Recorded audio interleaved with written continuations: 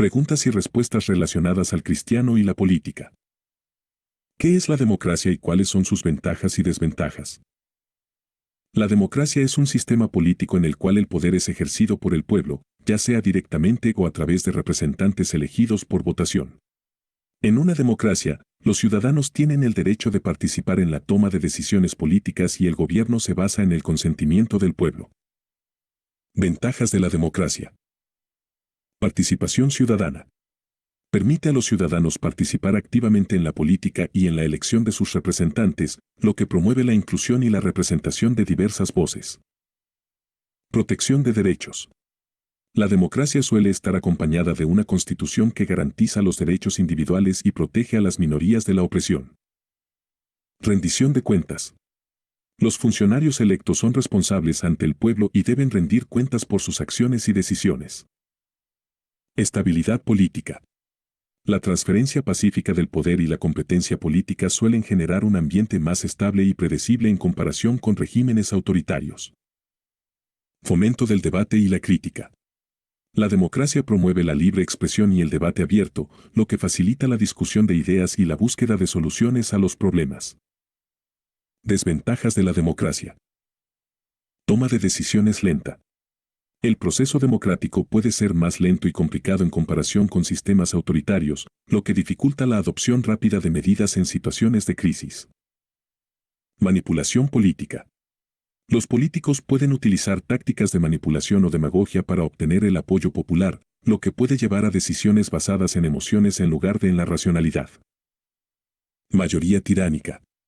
En sistemas mayoritarios, existe el riesgo de que la mayoría ignore o reprima los derechos e intereses de las minorías. Desinformación y populismo. En algunos casos, la democracia puede verse afectada por la desinformación y el populismo, lo que puede conducir a decisiones irracionales o perjudiciales para el bienestar público.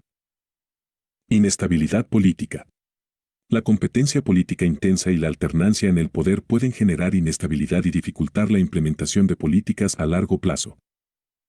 En conclusión, la democracia es un sistema político que busca la participación ciudadana y la protección de derechos, pero también presenta desafíos como la lentitud en la toma de decisiones y el riesgo de manipulación política. Es importante que los ciudadanos estén informados y ejerzan su derecho al voto de manera consciente para garantizar una democracia sólida y efectiva. ¿Quiénes deben ser representados en la democracia? En una democracia, el objetivo es representar a todos los ciudadanos, sin importar su raza, género, religión, origen étnico, nivel socioeconómico u otras características personales. La idea fundamental de la democracia es que todos los ciudadanos tienen igualdad de derechos y deberían tener la oportunidad de participar en la toma de decisiones políticas. En una democracia inclusiva, los representantes deben velar por los intereses de todos los ciudadanos y garantizar que las decisiones políticas tengan en cuenta las diversas perspectivas y necesidades de la población. Es esencial que los ciudadanos se sientan representados y que sus voces sean escuchadas en el proceso político. Por lo tanto, en una democracia ideal, todos los grupos y comunidades deben ser representados, y los líderes y representantes deben trabajar para promover el bienestar general y la justicia para toda la sociedad. La diversidad de opiniones y experiencias enriquece el debate democrático y contribuye a la adopción de decisiones más equitativas y efectivas. ¿Por qué es importante que un gobierno democrático represente a todos los ciudadanos? Es importante que un gobierno democrático represente a todos los ciudadanos porque la democracia se basa en el principio de igualdad y soberanía popular. Todos. Los ciudadanos, sin importar su origen, raza, religión, género u otras características personales, deben tener la oportunidad de participar en el proceso político y ser representados en el gobierno. A continuación, se presentan algunas razones clave por las que la representación de todos es fundamental en una democracia. Igualdad de derechos. En una democracia, se reconoce que todos los ciudadanos son iguales ante la ley y tienen derechos y deberes cívicos idénticos. La representación asegura que todos tengan una voz en las decisiones políticas que afectan sus vidas y sus comunidades. Diversidad de perspectivas. Cada ciudadano tiene una perspectiva única basada en sus experiencias y circunstancias individuales. La representación de todos los grupos garantiza que se tomen en cuenta diferentes puntos de vista y se puedan abordar los diversos problemas que enfrenta la sociedad. Legitimidad y aceptación. Un gobierno democrático obtiene su legitimidad del consentimiento de los gobernados o ciudadanos. Si todos los ciudadanos tienen la oportunidad de votar y ser representados, es más probable que el gobierno sea aceptado y respetado, incluso por aquellos cuyas preferencias políticas no resulten en victoria. Responsabilidad y rendición de cuentas.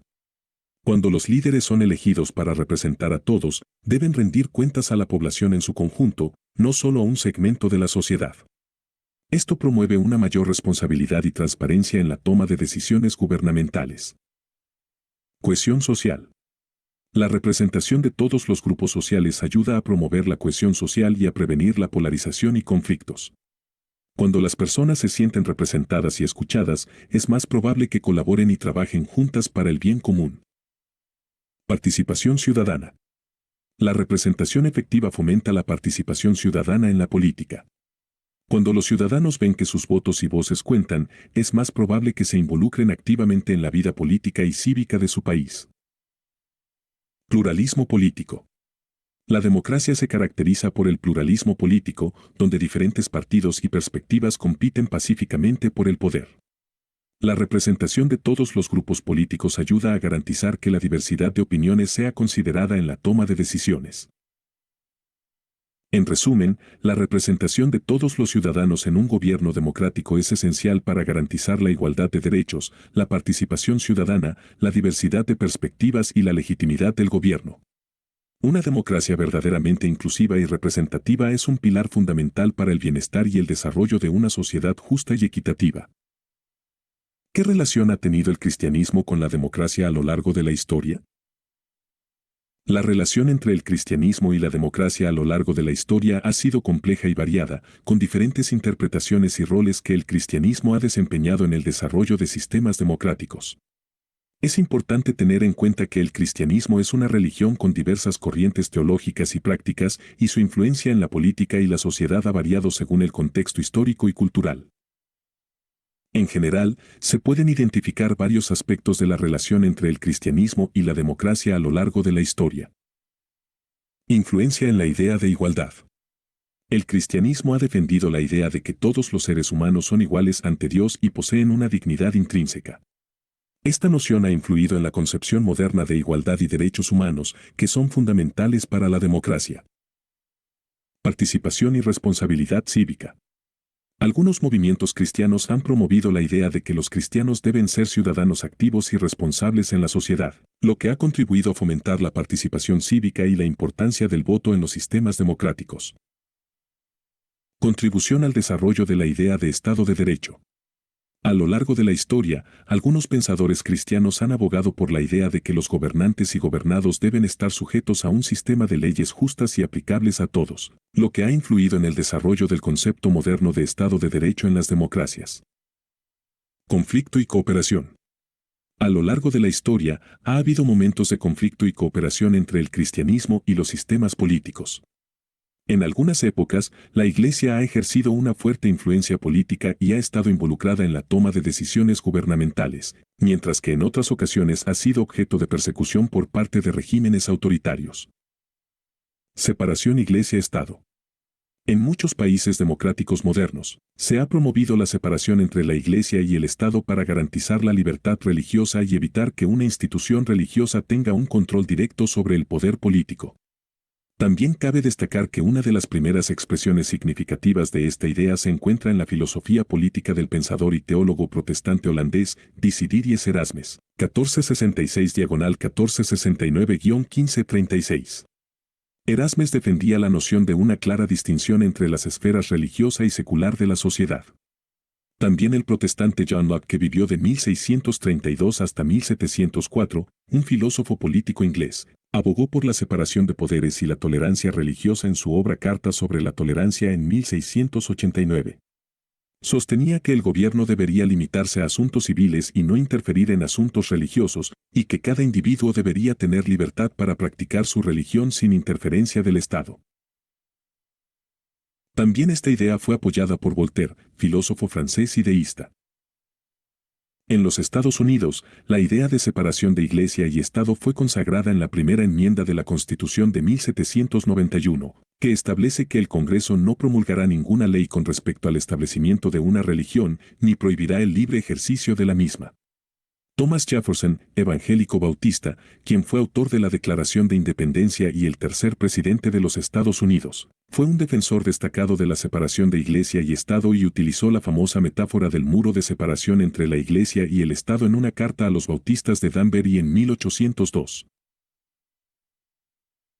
En resumen, la relación entre el cristianismo y la democracia ha sido compleja y multifacética a lo largo de la historia. Si bien el cristianismo ha influido en valores y conceptos fundamentales para la democracia, también ha habido momentos de tensión y desacuerdo en relación con el papel de la Iglesia en la política y el gobierno. La evolución de esta relación sigue siendo un tema relevante en la actualidad, ya que diferentes perspectivas religiosas y políticas continúan interactuando en el escenario mundial. ¿Qué relación ha tenido la Iglesia evangélica con la democracia a lo largo de la historia? La relación del evangelicalismo con la democracia a lo largo de la historia ha sido diversa y ha variado según el contexto geográfico y cultural en el que se desarrolló. El evangelicalismo es un movimiento cristiano caracterizado por un énfasis en la conversión personal, la autoridad de la Biblia y la importancia de la evangelización. Es importante mencionar que el evangelicalismo no es un bloque monolítico y existen diferentes corrientes y enfoques dentro de este movimiento. A pesar de ello, se pueden identificar algunos aspectos generales de la relación entre el evangelicalismo y la democracia. Participación política y social. En muchos países, los evangélicos han sido activos en la vida política y social, buscando influir en temas relacionados con sus valores y creencias. Han estado involucrados en campañas de carácter moral, defensa de la libertad religiosa y luchas por los derechos humanos. Énfasis en la libertad religiosa. El evangelicalismo ha defendido tradicionalmente la libertad religiosa y el derecho de las personas a practicar su fe libremente. En contextos donde la democracia ha promovido la libertad religiosa, algunos evangélicos han apoyado y participado activamente en esos sistemas políticos. Tensiones con políticas mal llamadas liberales y progresistas. Los evangélicos han defendido valores morales tradicionales y por ello ha habido tensiones con políticas mal llamadas liberales o progresistas que han promovido ideología de género, el aborto, entre otros. Apoyo a líderes y partidos políticos. En algunos países, los evangélicos han apoyado a líderes y partidos políticos que reflejan sus valores y creencias, lo que puede llevar a alianzas o coaliciones políticas basadas en temas específicos. Impacto en la política exterior. En el ámbito internacional, algunos grupos evangélicos han ejercido influencia en las políticas exteriores de sus países de origen, abogando por temas como la libertad religiosa, los derechos humanos o la ayuda humanitaria. Es relevante mencionar que la relación del evangelicalismo con la democracia puede variar significativamente en diferentes partes del mundo. Los evangélicos han sido por lo general actores políticos influyentes y han apoyado los principios democráticos, mientras que en otros, pueden surgir tensiones entre sus posiciones religiosas y las políticas pseudo-democráticas mal llamadas liberales y progresistas. En conclusión, la relación entre el evangelicalismo y la democracia ha sido diversa y compleja a lo largo de la historia y sigue siendo un tema relevante en el contexto político y social actual. ¿Cómo debe votar un cristiano? ¿Cómo debe prepararse? La forma en que un cristiano debe votar puede variar según su denominación, creencias personales y contexto político. No hay una única respuesta universal, ya que la decisión de voto es una cuestión personal y de conciencia. Sin embargo, aquí hay algunas pautas generales que los cristianos pueden considerar al prepararse para votar. Reflexionar sobre principios y valores. Los cristianos deben reflexionar sobre sus principios y valores fundamentales, basados en las enseñanzas de la Biblia y su fe. Esto les permitirá evaluar cómo se alinean las plataformas políticas y los candidatos con sus creencias. Investigar y evaluar a los candidatos. Es importante investigar sin prejuicios a los candidatos que se postulan para cargos públicos, su historial, sus políticas y su integridad personal. Evaluar cómo sus propuestas y acciones se alinean con los valores cristianos puede ser un factor relevante en la decisión de voto. Estudiar las plataformas políticas. Familiarizarse con las plataformas políticas de los partidos, al menos de las más importantes, y candidatos puede ayudar a comprender sus enfoques en temas importantes para la sociedad y evaluar si se alinean con los principios cristianos. Orar y buscar discernimiento. La oración es un elemento clave en la vida de un cristiano. Buscar la guía de Dios a través de la oración puede proporcionar discernimiento y claridad en el proceso de toma de decisiones. Considerar el bien común y el impacto en todos los individuos. Los cristianos deben tener en cuenta cómo sus decisiones de voto pueden afectar al bienestar general de la sociedad. Evitar la idolatría política. Es importante recordar que ningún político o partido es perfecto. Evitar la idolatría política y reconocer que todos los seres humanos son falibles puede ayudar a tomar decisiones más equilibradas y realistas. Escuchar debates y discusiones. Escuchar debates y discusiones entre los candidatos sin prejuicios es una forma de enriquecer la comprensión y considerar diferentes perspectivas antes de tomar una decisión de voto. En última instancia, votar como cristiano es una cuestión de conciencia personal y espiritualidad. Cada individuo debe tomar su decisión de voto de manera responsable, considerando su fe, su conocimiento sobre los candidatos y las cuestiones políticas y su comprensión del bien común y el impacto social. ¿Qué debe tener en cuenta un cristiano que vive en un país con un alto índice de pobreza al votar? Cuando un cristiano vive en un país con un alto índice de pobreza, el proceso de votar puede tener implicaciones particulares y desafíos específicos. Aquí hay algunas consideraciones importantes que un cristiano puede tener en cuenta al votar en este contexto. Compasión. Los cristianos son llamados a mostrar compasión y preocupación por los más vulnerables y necesitados en la sociedad. Al votar, es fundamental considerar cómo las políticas y los candidatos pueden abordar y reducir la pobreza de forma sostenible y a largo plazo y mejorar las condiciones de vida de los más desfavorecidos. Evaluación de propuestas económicas. Es importante evaluar sin prejuicios las propuestas económicas de los candidatos y partidos políticos para determinar cómo abordarán los problemas de pobreza. Políticas que promuevan al menos el crecimiento inclusivo, el empleo digno, el acceso a servicios básicos. Transparencia y lucha contra la corrupción. La corrupción puede exacerbar la pobreza y afectar negativamente el desarrollo económico y social. Considerar la honestidad, la integridad y la transparencia de los candidatos y partidos es clave para promover un gobierno responsable y efectivo. Educación y oportunidades. Evaluar sin prejuicios cómo los candidatos abordan temas de educación y formación, ya que una educación de calidad y la creación de oportunidades laborales pueden ser fundamentales para salir de la pobreza. Participación ciudadana y compromiso. Como ciudadanos, los cristianos pueden involucrarse activamente en la promoción de soluciones a la pobreza, más allá de las elecciones. Participar en organizaciones y proyectos comunitarios que ayuden de hecho y de verdad a los necesitados puede complementar el impacto del voto. Visión a largo plazo. Algunas medidas para reducir la pobreza pueden requerir tiempo y esfuerzo. Tener una visión a largo plazo y comprender que algunas soluciones pueden ser graduales y complejas es esencial para mantener la esperanza y la persistencia. Puestos de trabajo y las inversiones del exterior. La creación de puestos de trabajo y las inversiones del exterior son aspectos muy importantes a considerar al votar, especialmente en un país con un alto índice de pobreza. Estos elementos pueden tener un impacto significativo en la economía y en la calidad de vida de la población. La creación de empleo es fundamental para reducir la pobreza, ya que proporciona a las personas oportunidades para generar ingresos y mejorar sus condiciones de vida. Políticas que fomenten la inversión y la generación de empleo pueden contribuir al desarrollo económico y social, brindando oportunidades para que las personas salgan de la pobreza y mejoren su bienestar. Las inversiones del exterior también pueden ser beneficiosas para un país, ya que pueden aportar recursos financieros, tecnología y conocimientos que impulsen el crecimiento económico. Estas inversiones pueden generar empleo directo e indirecto, así como fortalecer la capacidad productiva y competitiva de la economía nacional.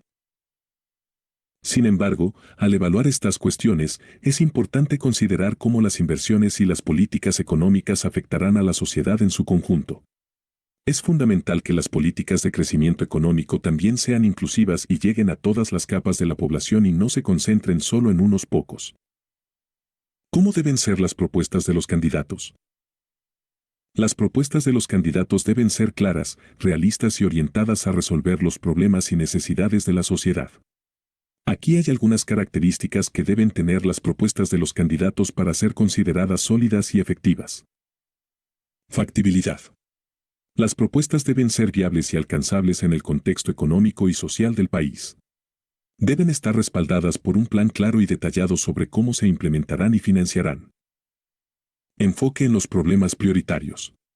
Deben abordar los problemas más urgentes y relevantes que enfrenta la sociedad, como la pobreza, el desempleo, la educación, la salud, la seguridad, entre otros.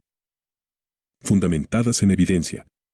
Las propuestas deben estar respaldadas por datos y evidencia que demuestren su eficacia y beneficios potenciales. Los candidatos deben mostrar que han realizado un análisis riguroso y basado en información confiable. Inclusivas. Las propuestas deben tener en cuenta a toda la sociedad, sin dejar de lado a ningún grupo o comunidad. Transparencia y rendición de cuentas. Los candidatos deben presentar sus propuestas de manera transparente y estar dispuestos a explicar cómo serán implementadas. También deben estar dispuestos a rendir cuentas por sus acciones y decisiones una vez en el cargo. Participación ciudadana. Es deseable que las propuestas se hayan desarrollado con la participación y el aporte de la ciudadanía, lo que demuestra que el candidato escucha y valora las voces de la sociedad. Enfoque a largo plazo.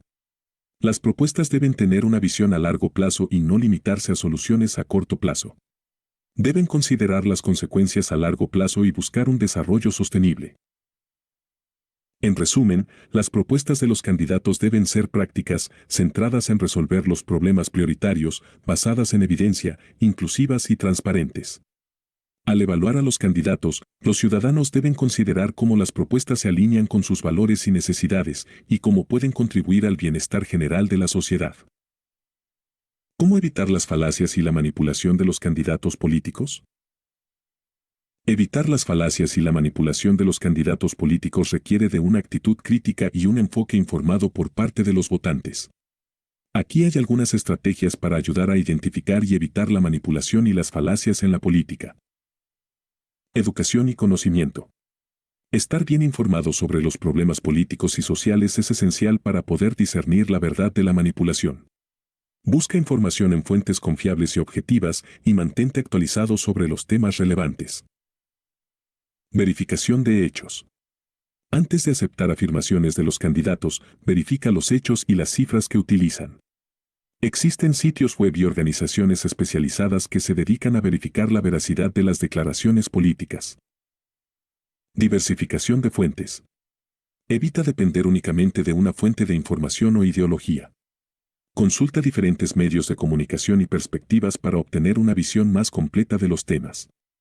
Escucha objetivamente a los diferentes candidatos o al menos los más importantes. Analizar la retórica emocional. Por lo general, todos los candidatos a menudo utilizan argumentos emocionales para ganar apoyo. Trata de analizar los mensajes desde una perspectiva más racional y objetiva. Prestar atención al lenguaje y las formas de comunicación. Observa cómo se expresan los candidatos. La manipulación puede estar presente en el uso de palabras vagas, ambigüedades, confusas o promesas exageradas que no pueden ser respaldadas de forma razonable por el candidato. Conocer los sesgos y prejuicios. Los candidatos pueden apelar a ciertos sesgos o prejuicios de la población para ganar apoyo. Reconocer estos sesgos y ser consciente de cómo pueden influir en tus decisiones es importante. Participación crítica en debates y discusiones. Escucha y participa en debates y discusiones políticas de forma respetuosa y objetiva. No temas cuestionar y pedir clarificaciones a los candidatos sobre sus propuestas. Investigación de antecedentes. Investiga el historial y las acciones previas de los candidatos. Esto puede proporcionar información valiosa sobre su coherencia y real compromiso con sus promesas. No ceder ante la presión. Los candidatos pueden utilizar tácticas de presión o miedo para ganar votos.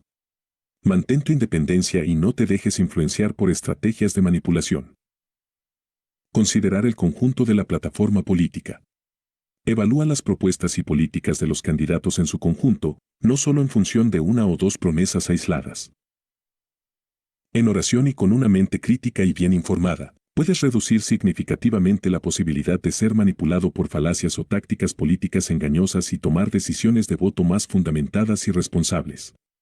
Recuerda que la participación ciudadana es esencial para fortalecer la democracia y elegir líderes que realmente representen los intereses y necesidades de la sociedad. ¿Cuáles son los tipos de falacia que debemos tener en cuenta los cristianos? Existen varios tipos de falacias, que son razonamientos incorrectos o engañosos que pueden aparecer en argumentos y debates de cualquier tipo. A continuación, se presentan algunos de los tipos más comunes de falacias. Falacias ad hominem. Se ataca al carácter o personalidad de alguien en lugar de refutar sus argumentos. Por ejemplo, desacreditar a un candidato político por su apariencia física en lugar de discutir sus propuestas. Falacias de generalización apresurada. Se llega a una conclusión amplia basada en una muestra pequeña o no representativa. Por ejemplo, afirmar que todos en un grupo son corruptos porque se ha descubierto solo un caso de corrupción. Falacias de falsa causa. Se atribuye una causa incorrecta a un efecto. Por ejemplo, argumentar que el aumento de los casos de gripe se debe a que más personas están comprando helados. Falacias de hombre de paja. Se distorsionan los argumentos del oponente para hacerlos parecer más débiles o extremos de lo que realmente son. Luego, se ataca esa versión distorsionada en lugar del argumento real. Falacias de petición de principio. Se asume como cierta de antemano la afirmación que se intenta probar. Por ejemplo, afirmar que los dragones existen porque un libro lo dice, asumiendo que el libro es verdadero sin evidencia adicional y contundente. Falacias de apelación a la emoción. Se utiliza la emoción en lugar de evidencia para persuadir. Por ejemplo, apelar al miedo o a la compasión para obtener apoyo a una política sin presentar datos o argumentos sólidos. Falacias de equívoco. Se utiliza un término o concepto de manera ambigua, doble sentido, para crear confusión o argumentar de forma engañosa. Falacias de red herring. Se desvía la atención del tema central hacia un asunto secundario para evitar abordar el argumento principal. Falacias de autoridad. Se apela a una autoridad famosa o respetada en un campo, aunque esa autoridad no sea experta en el tema en cuestión. Falacias de falso dilema. Se plantea una situación como si solo hubiera dos opciones posibles, cuando en realidad existen más alternativas. Es importante reconocer estas falacias y evitar caer en ellas al evaluar argumentos y participar en debates. Un pensamiento crítico y una comprensión de lógica pueden ayudar a identificar y refutar estas estrategias engañosas. ¿Cómo deberían ser las propuestas en contra del narcotráfico y la delincuencia de un candidato o partido político? Las propuestas en contra del narcotráfico y la delincuencia por parte de un candidato o partido político deberían ser integrales, realistas y basadas en evidencia. Estos problemas complejos requieren enfoques multifacéticos y estrategias efectivas. A continuación, se presentan algunas características que deberían tener estas propuestas. Enfoque en la prevención. Las propuestas deben incluir medidas para prevenir el delito y el consumo de drogas desde una edad temprana. Esto puede incluir programas educativos, deportivos y culturales para jóvenes, así como la promoción de valores familiares y comunitarios. Combate al narcotráfico. Se deben establecer planes para desmantelar redes de narcotráfico y reducir la oferta de drogas ilícitas. Esto puede implicar una mayor cooperación entre las fuerzas de seguridad nacionales e internacionales, así como el fortalecimiento de las instituciones encargadas de hacer cumplir la ley. Rehabilitación y reinserción social. Las propuestas deben incluir programas de rehabilitación para las personas que están involucradas en el consumo de drogas y la delincuencia. Además, se deben crear oportunidades para la reinserción social y laboral de aquellos que han cumplido condenas por delitos. Justicia y aplicación de la ley. Es esencial fortalecer el sistema de justicia para asegurar que los delincuentes sean llevados ante la justicia y reciban sanciones adecuadas. También se debe trabajar para mejorar la eficiencia y transparencia del sistema judicial. Coordinación entre diferentes sectores. Las propuestas deben promover la cooperación entre diferentes sectores de la sociedad, incluyendo el gobierno, las organizaciones no gubernamentales, la comunidad y el sector privado. La lucha contra el narcotráfico y la delincuencia requiere un esfuerzo conjunto y coordinado. Inversión en desarrollo social. Es importante destinar recursos a programas de desarrollo social que aborden las causas subyacentes de la delincuencia y el consumo de drogas, como la pobreza y la falta de oportunidades de progreso reales y sostenibles. Evaluación constante. Las propuestas deben estar sujetas a evaluación y ajustes periódicos para asegurar su efectividad y eficiencia. Es fundamental que los candidatos y partidos estén dispuestos a adaptar sus estrategias según los resultados y necesidades cambiantes. En resumen, las propuestas contra el narcotráfico y la delincuencia deben abordar tanto las causas como las consecuencias de estos problemas, ser basadas en datos y evidencia, promover la cooperación y la participación ciudadana y estar enfocadas en el bienestar y seguridad de la sociedad en su conjunto.